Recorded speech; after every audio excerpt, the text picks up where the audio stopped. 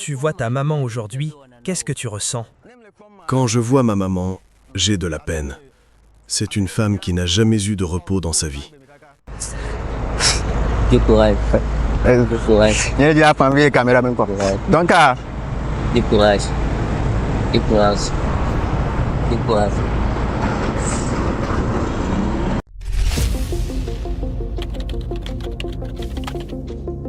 Salut les gars, j'espère que vous allez bien. Aujourd'hui, nous sommes à Bekpenou. Ok, Bekpenou, nous sommes à Bekpenou et notre ami, je pense que certains d'entre vous l'ont vu déjà sur les réseaux.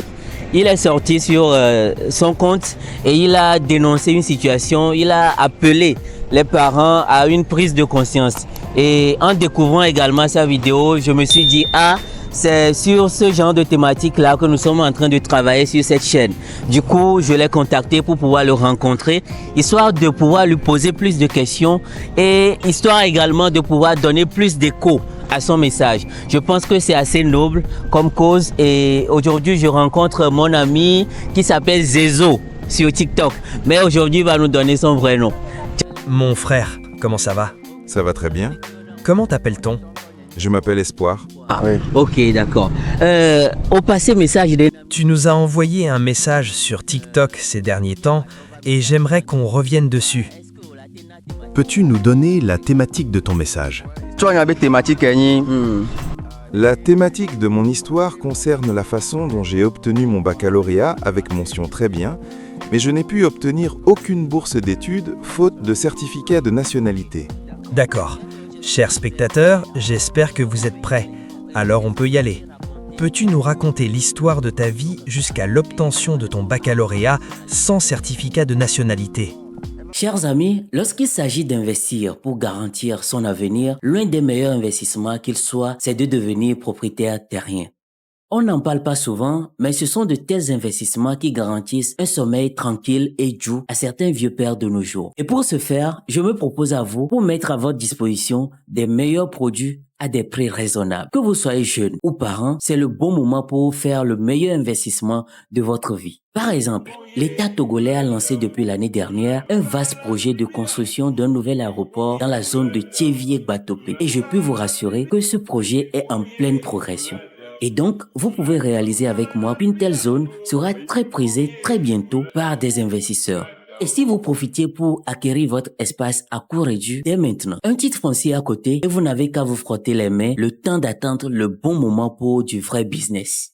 Eric Leco Studio, en collaboration avec un cabinet de topographie et d'architecture assez fiable, met à votre disposition des parcelles accessibles à toutes les bourses. Que vous soyez au pays ou dans la diaspora, c'est le bon moment pour passer à l'action.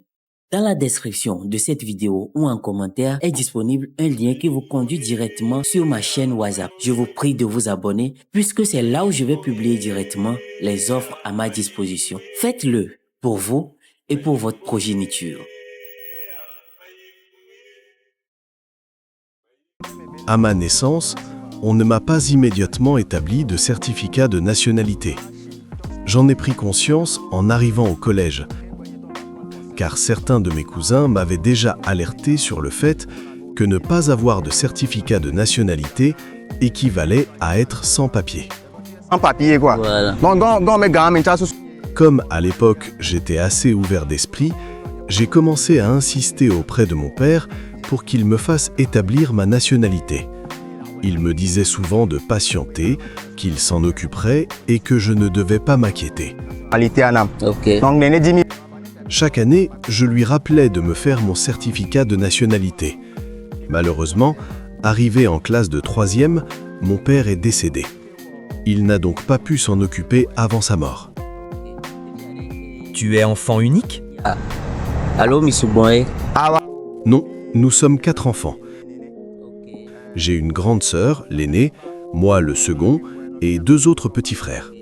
Vous avez tous le même père et la même mère? Oui, Et aucun de vous n'a de certificat de nationalité?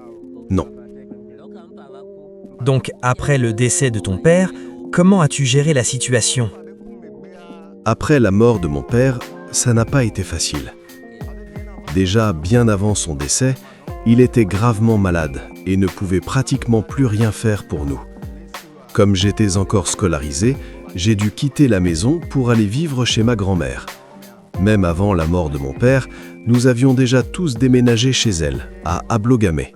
Maman une top boy, maman une top pour nous quoi. Ok. Donc le temps mais on m'a dit nous garder. À cette époque, ma grand-mère n'avait pas grand-chose. Elle faisait quelques petits boulots par-ci par-là pour nous nourrir. Moi pour être c'est donc Nous avions au moins un repas le soir avant de dormir, mais en journée, chacun devait se débrouiller pour trouver de quoi manger. Compte tenu de la situation, je m'absentais souvent de l'école pour aller au marché faire de petits travaux afin de gagner un peu d'argent. les gars viennent quoi. Moi on a gars même ça on a demandé de cogner dans school là. Donc La vie n'était pas du tout facile à ce moment-là. Parfois, c'était extrêmement difficile de payer les frais scolaires et d'avoir un peu d'argent de poche pour aller à l'école. Si je comprends bien, vous viviez à Lomé avec vos parents avant que la situation ne se détériore? Oui, nous étions à Lomé. Ok. Quelle situation va se passer, Néné? À quel moment es-tu retourné au village? Car dans ton histoire, tu nous as expliqué que tu y es retourné. Oui, après la mort de mon père, lorsque j'ai obtenu mon BEPC cette même année, un de mes oncles, qui avait un peu les moyens, m'a proposé de venir vivre avec lui au village pour commencer le lycée. quelque part elle va bober.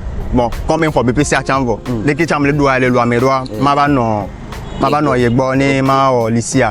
Donc à fond nous C'est ainsi que j'ai quitté la ville pour le village. Tu m'as dit que tu avais obtenu des mentions aux différents examens scolaires, Bac 1 et Bac 2. Pendant que tu allais en cours et que tu t'absentais parfois pour faire de petits boulots au marché, brillais-tu à l'école ou est-ce au village que tu as commencé à exceller? À Lomé, je travaillais, mais je n'étais pas aussi brillant que lorsque je suis parti vivre au village. même peut pas dans nous sibéré que me village Ok. to bon matière do me pouvez privilégier matière aussi mais matière littéraire on est Oui. ouais non pas bibliothèque nous diam travailler mais chaud Ok. parce que ouais bon non bon pour la ouais donc quand même on a presque avec mon amté réussi le collège Kakaba au BBC. À Lomé, j'étudiais moins qu'au village. C'est en arrivant au village que j'ai vraiment révélé mon potentiel. Une fois au lycée, dans quelle série étais-tu? J'étais en série A. Et tu travaillais bien? Oui, je travaillais très bien. Tu étais dans quel lycée? Et lycée de Directoire, les Améniérans. Ok. D'accord. Donc, situation va se passer. Comment as-tu géré le problème du certificat de nationalité avec ton oncle? Lorsque j'ai commencé la classe de seconde au village, j'ai parlé de mon problème de nationalité à mon oncle. Il m'a alors demandé de lui apporter mon acte de naissance. Après l'avoir examiné, il a remarqué qu'il y avait une légère différence dans l'orthographe de son nom de famille et le mien. Cela signifiait que je ne pouvais pas utiliser sa nationalité pour établir la mienne directement. Il m'a donc fait comprendre que c'était à moi d'effectuer les démarches. Le comble, c'est qu'avec la mort de papa, nous n'avons pas pu retrouver ses papiers. Mon oncle a dit qu'il m'aiderait financièrement et qu'il avait aussi des relations à la préfecture. Selon lui, ces personnes pouvaient m'aider rapidement à obtenir ma nationalité. Comme il m'a rassuré ainsi, je n'ai plus prêté attention et j'ai continué à fréquenter tranquillement. Finalement, tu n'as pas fait ta nationalité, n'est-ce pas? Oui, Jusqu'à ce que tu obtiennes ton bac. Que s'est-il donc passé entre-temps? Ton oncle t'a laissé tomber? Vous êtes-vous disputé? quand je suis arrivé en terminale, les affaires de mon oncle ne marchaient plus aussi bien qu'avant. À cette période, il voyageait beaucoup et lorsqu'il partait, il ne laissait pas d'argent à la maison. Étant au village, il n'y avait pas vraiment d'activité pour subvenir à mes besoins. Parfois, je demandais de l'aide à maman, mais elle aussi galérait. Le manque de moyens, couplé à ma crise d'adolescence à ce moment-là, a fait que j'étais un peu rebelle envers toute la famille. Amoureux quand même, l'oncle. Comme j'étais chez mon oncle et il pensait que tout allait bien pour moi. Mais lorsque j'expliquais que la situation était difficile, il ne me croyait pas. Face à tout cela, j'ai été obligé de quitter mon oncle. Donc tu es parti louer une chambre pour toi. Non, je n'ai pas loué. Je suis allé vivre chez des amis. Donc c'est chez tes amis que tu as vécu jusqu'à l'obtention de ton bac. Oui. Comment as-tu fait, puisque tu m'as dit que tu avais une mention de 16 et quelques, comment as-tu réussi à obtenir une moyenne de 16 au bac malgré cette situation? O process de moyenne les schools là. Bon, grand-mère qui me dit Quand j'ai finalement quitté mon oncle, j'ai beaucoup réfléchi à ma vie et à ma situation familiale. Mon père n'était plus là et les affaires de mon oncle ne marchaient plus du tout. en plus ça, elle va te vite les gamme que là tu vas prendre soin dans mon second. Donc, on va bouter me bobé. À l'époque, notre proviseur nous disait que si un élève arrivait à être premier du centre à l'examen avec une bonne moyenne, il bénéficierait automatiquement d'une bourse et serait pris en charge. Il y a des situations il y a mais parce que machin il m'a compté les machins Ouais. parce que machin me donc Je me suis donc dit que je devais redoubler d'efforts et obtenir une bonne mention afin d'attirer l'attention de l'État qui pourrait ainsi m'aider. on les zone mais quoi toi en égloire on t'a attiré t'as attention quoi. Voilà, on va les noms Voilà. Puis à Kovar, Après avoir obtenu ton bac, comment était la situation? On ne t'a pas proposé de bourse? J'étais premier au bac dans ma zone et j'étais émerveillé. merveille parce que on me carré dio. Quoi? Tu t'as nous que tu ça me merveille voir. Dans ma colonie Après les examens, je suis revenu à Lomé. Mais quand je suis allé récupérer mon relevé, je pensais qu'il y aurait une récompense pour le premier. Mais il n'y a eu absolument rien. En quelle année as-tu eu le bac? En 2022. Personne ne t'a rien dit? Non, Même le proviseur ne t'a rien dit concernant une opportunité pour le premier? rien du tout. Maintenant que cet épisode est passé, tu dois faire face au campus, et c'est là que tu as eu des problèmes de nationalité. il va les supposer. Les cours vont se débrouiller. Après la proclamation des résultats, n'ayant reçu aucune opportunité, je suis allé voir certains de mes professeurs pour leur expliquer mon problème de nationalité, mais ils n'ont rien pu faire pour moi. Oui. donc amoro gbon be yo me desi be leke tonya le wan be yo me desi amede pe le zone me va te approcher ye wala we nan kabo Ok. bon ma ko ti tanya le carrière. Finalement, un de mes enseignants m'a conseillé de déposer mon dossier et m'a assuré que mon certificat de nationalité serait prêt en un peu plus d'un mois. Moi ma ouais donc que on a nene quoi. Je suis donc revenu à Lomé et j'ai expliqué la situation à ma mère. Elle a tout fait pour me trouver l'argent nécessaire et j'ai ainsi pu débuter les démarches pour l'obtention de ma nationalité. Et comment les choses se sont-elles passées ensuite? Lorsque j'ai commencé les démarches, je suis retourné au village pour voir les membres de la famille et récupérer les papiers nécessaires. Pour be ma fo certificat d'originalité que toi. Oui. Donc ben pour ma il y avait famille besoin mais mais pour il y a cabine euro que le fou au délivrer et toi toi bobé oui ben on a. Ok. Donc grand-mère il me sort. J'ai ensuite déposé mon dossier à la préfecture qui a lancé la procédure de son côté. Originalité de nous. Donc il y a un son quoi m'expliquer. La préfecture m'a informé que l'obtention de ma nationalité prendrait au minimum 3 mois. J'ai expliqué que cette durée était trop longue pour que je puisse postuler aux bourses d'études de l'État, qui étaient ouvertes pendant seulement 1 mois. Ok. Bourse que tu lancé. Quelles étaient ces bourses disponibles à ce moment-là? Les bourses pour le Maroc Ok. Et que tu as lancé. et les concours d'entrée dans des écoles. Oui. On va. Toi. Comme j'avais obtenu une bonne mention au bac, certains m'ont même parlé de bourses pour le Canada, le Luxembourg et la Turquie.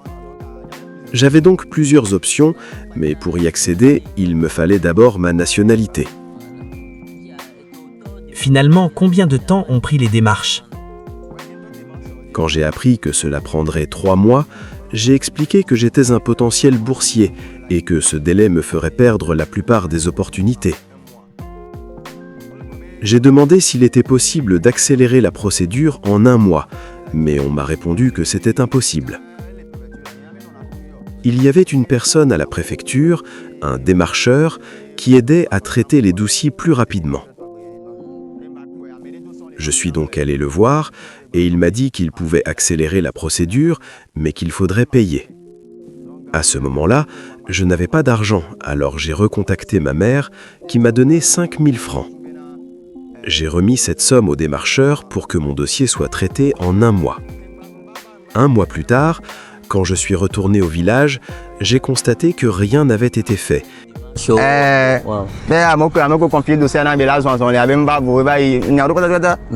Et que je devais revenir 3 mois plus tard. Entre-temps, toutes les bourses que l'État avait lancées étaient déjà clôturées.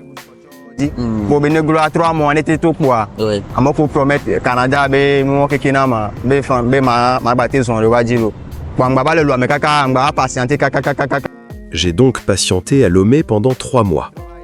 Lorsque je suis retourné à la préfecture, ils m'ont informé que mon dossier n'était pas encore prêt à être envoyé au service des nationalités.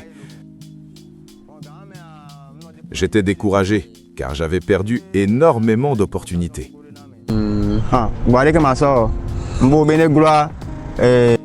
Heureusement, toutes les opportunités n'étaient pas perdues. J'avais un oncle en Turquie qui m'a dit que si j'obtenais ma nationalité en 6 mois, il pourrait m'aider à aller en Turquie.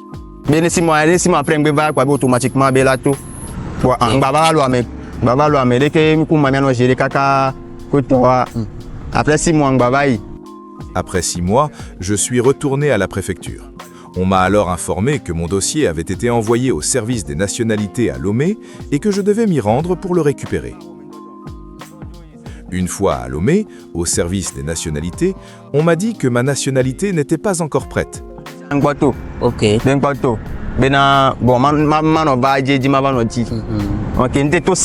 Comme cela faisait plus de 6 mois, j'étais très déçu, car c'était mon dernier espoir.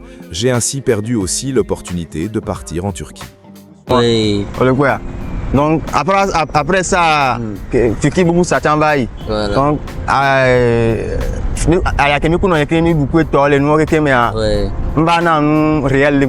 As-tu finalement pu récupérer ta nationalité? Oui, Après combien de temps? après 1 an. Chers spectateurs, avant de poursuivre cette discussion, je pense qu'il y a un point important à souligner. Nos parents doivent prendre conscience que le processus d'obtention de la nationalité est long et on ne peut pas blâmer l'administration car elle a énormément de demandes à traiter.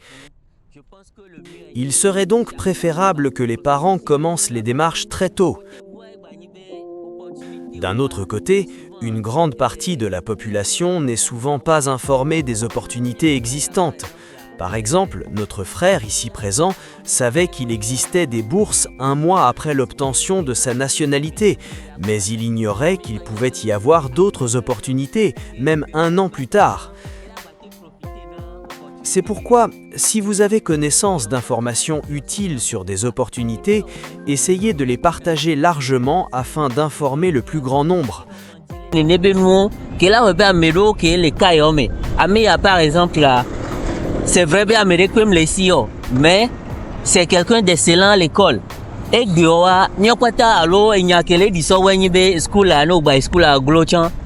Notre frère est un excellent élève.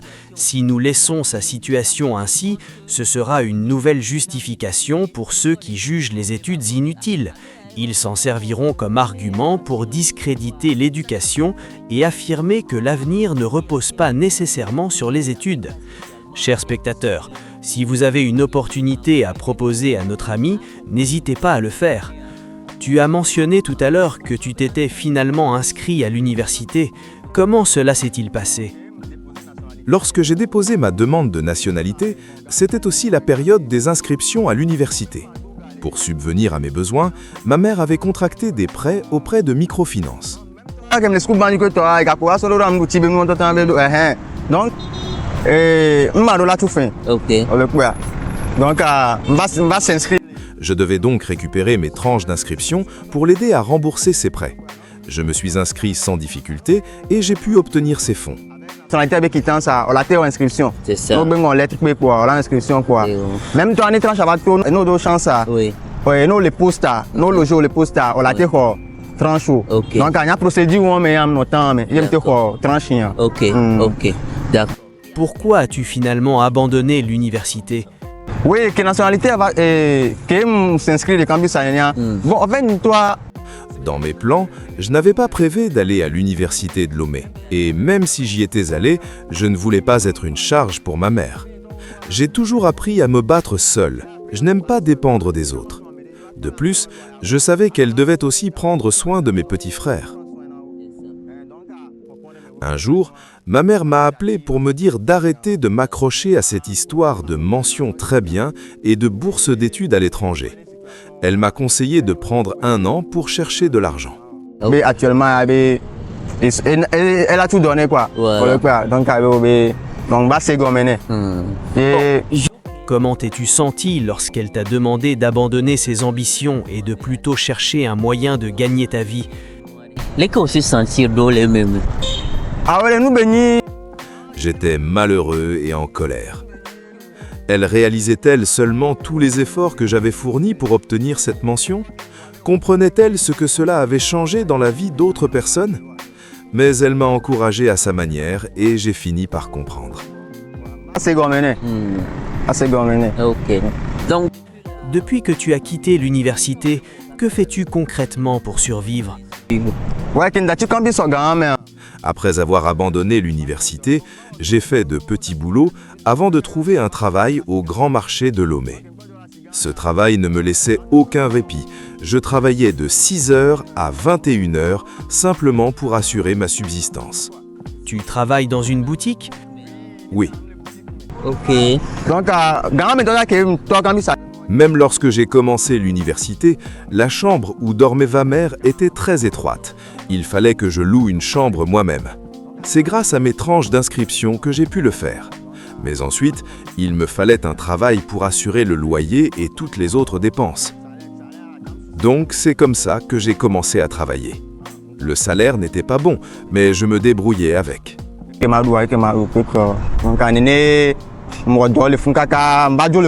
Voilà. J'ai quitté la boutique à Assigamé pour aller au Ghana. Là-bas, j'ai géré une boutique de quincaillerie pendant au moins 4 mois. 4 mois, 8 mois. Ensuite, je suis revenu à Lomé pour travailler dans la zone franche. Ouais. Ok. Et finalement, il y a 6 mois, j'ai trouvé un travail ici, dans notre quartier, que j'exerce actuellement. Ce travail te rapporte combien en termes de salaire? En termes de salaire, nous là, banami intervalle là, tiens, ça te donne combien à peu près? Le salaire est de 52 500 francs, juste le SMIC. Parce que, en fait, Ok. Maintenant que tu as obtenu ta nationalité, as-tu pu faire ta carte d'identité? Oui. Ok. Qui a avec demain? Aujourd'hui, comment entrevois-tu ton avenir? Bon, bien sûr. Il est vrai que lorsque j'ai enfin obtenu ma nationalité, j'aurais pu reprendre mes études. Mais à ce moment-là, j'avais perdu des êtres chers, la grand-mère chez qui je vivais, ainsi que certains de mes cousins morts dans des circonstances étranges. À cela s'ajoutent ces histoires de mentions qui ont mal tourné et qui m'ont plongé dans la dépression.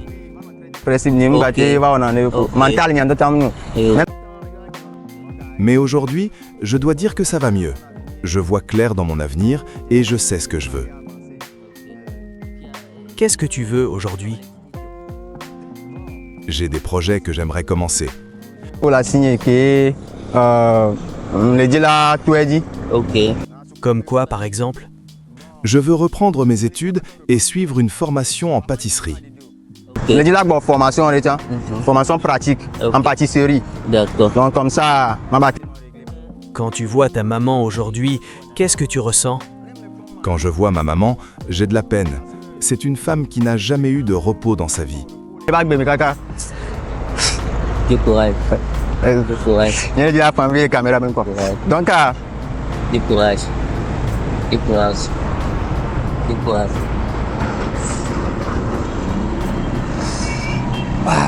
ok.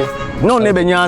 C'est une femme forte et elle mérite de vivre une belle vie après tant d'années de souffrance. Maintenant, c'est grâce à elle quoi. Ouais. C'est bon, donc, Du courage, alors. Du courage. Du courage. Du courage. Ouais. Ouais. donc, on me le dit bien, on m'a rendu appareil. Ouais. Elle se bat énormément pour nous offrir une vie meilleure. Donc, j'aimerais lui rendre l'appareil, car elle a prédit dès ma naissance que c'était moi qui la sortirais de la pauvreté, que je ferais d'elle une grande dame.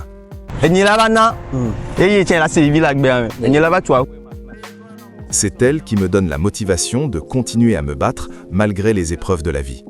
Vie à être en force quoi. Et il me dit dans la soirée qu'on donne un bec blindé avec moi. Ça me dit dans ma ouais qui dit année, ma terre entière quoi. Donc Merci beaucoup. Et Mao tient les diplômes, tient les secs.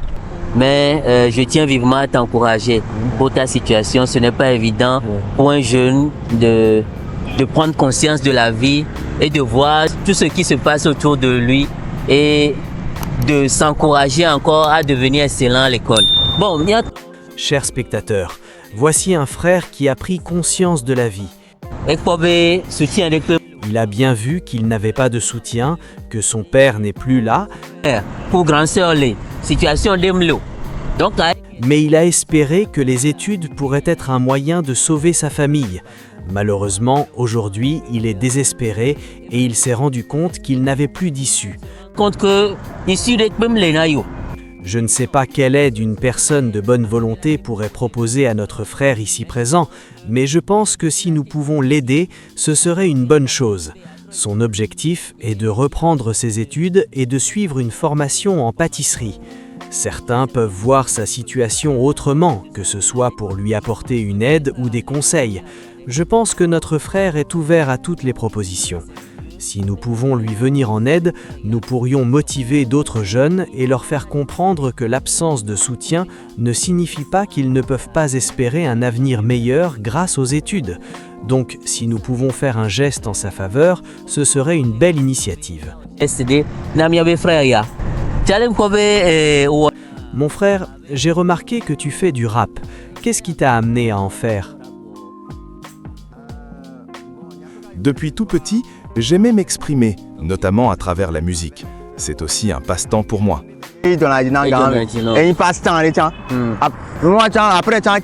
En arrivant à Lomé, je n'avais pas beaucoup d'amis, alors je m'exprimais à travers le rap. Je disais ce qui me tracassait et tout ce que je voulais exprimer. Oui, c'est un moyen d'expression, et chanter me permet d'être un peu soulagé. Ouais. donc même le dire, ça me permet. Bon, me dit nana, donc ça me permet d'être un peu soulagé. Tout. Ok. Rap Peux-tu nous faire un petit freestyle ici, tout à l'heure ? Ok. Bon, ok. Ok, d'accord. Bois les mois, bois mes souvent les mois, Amesi olon nyanyegbo, bado metorio kwepoto. Bois les mois, bois mes souvent les mois, Amesi olon nyanyegbo, bado metorio kwepoto. Mule do beda, be maune na no nyago, ni bate no nyago, edwaya souvent les miata. Mule do beda, be maune na mugae, ni makbo no vinyota non babati ayame. Voilà moi je. Wow. Bravo. Je pense que tu parles de ton vécu et Beaucoup de courage, Charlie. Merci beaucoup. Beaucoup de courage. Voilà l'histoire de notre ami Espoir. Je ne sais pas ce que vous en pensez. Merci beaucoup à tout le monde. Pensez à vous abonner à cette chaîne et à bientôt pour une nouvelle émission.